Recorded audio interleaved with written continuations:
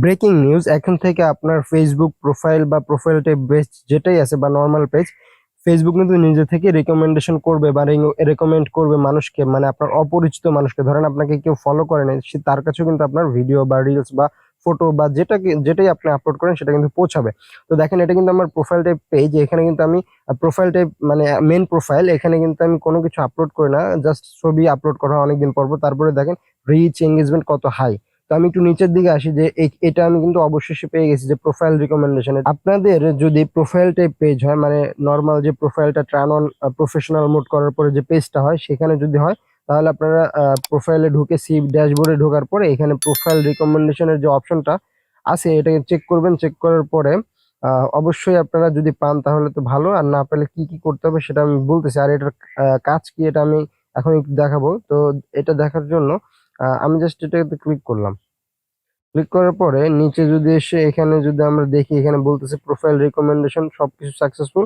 তো এটা যদি আপনি না পান তাহলে অবশ্যই আপনার ভিডিওতে বা কোনো ধরনের আপনার প্রোফাইলে ভায়োলেশন আছে, অথবা কোনো ধরনের আপনি দোষ করছেন বা কোনো ভুল ত্রুটি আছে জন্য এখান থেকে আপনি এই জিনিসটা পান নাই। ঠিক আছে, এখানে কিন্তু ওরা বলে দিচ্ছে কন্টেন্ট ইজ মানে রিকমেন্ডেবল। ঠিক আছে, মানে আপনার কন্টেন্ট গুলো রিকমেন্ড করতেছে মানুষকে। এবং নিচে আছে প্রোফাইল হ্যাজ নো ভায়োলেশন, মানে কোনো ধরনের ভায়োলেশন নাই। তার মানে আমরা বুঝতে পারলাম যে কোনো ধরনের ভায়োলেশন বা কোনো ধরনের পলিসি ইস্যু থাকলে কিন্তু আমাদের এই রেকমেন্ডেশনের যে অপশনটা এটা দিবে না।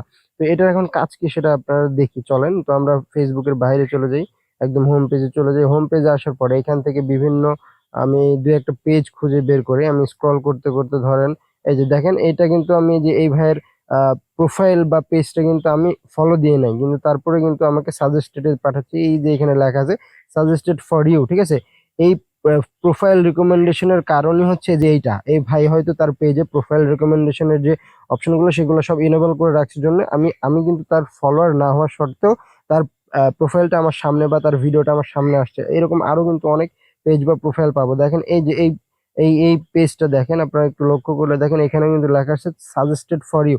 তার মানে আমরা বুঝতে পারলাম যে প্রোফাইল টাইপ পেজ হোক আর নর্মাল পেজ হোক, যদি আপনার রিকমেন্ডেশনের যে অপশনটা সেটা যদি চালু থাকে, আপনার দ্রুত আপনার ফ্যান ফলোয়ার্স বেশি হবে এবং আপনার হচ্ছে রিচ বাড়বে, এঙ্গেজমেন্ট বাড়বে এবং আপনার কিন্তু সবকিছু বাড়বে। তার মানে আমাদের প্রোফাইল রেকমেন্ডেশনের যে অপশনটা এটা খুবই ইম্পর্টেন্ট।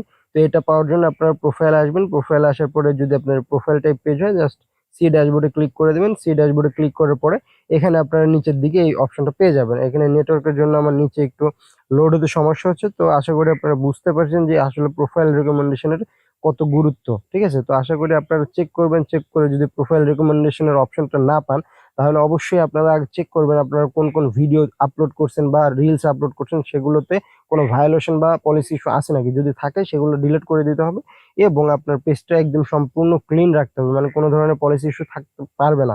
তাহলে কিন্তু আপনার প্রোফাইল রেকমেন্ডেশনের যে অপশনটা এটা কিন্তু পেয়ে যাবেন। তো আশা করি আজকের ভিডিওটি অনেক হেল্পফুল হয়েছে এবং আপনাদের কাজে আসছে। তো যে আমাদের এরকম নতুন নতুন ভিডিও পাওয়ার জন্য অবশ্যই আমাদের ইউটিউব চ্যানেল সাবস্ক্রাইব করে রাখবেন এবং আমাদের পেজে যদি ভিডিওটি দেখে থাকেন তাহলে অবশ্যই আমাদের পেজটি লাইক দিয়ে ফলো করে দেবেন এবং আমাদের ভিডিওটি বেশি বেশি শেয়ার করে দেবেন, যাতে করে নতুন নতুন মানুষেরাও জানতে পারে।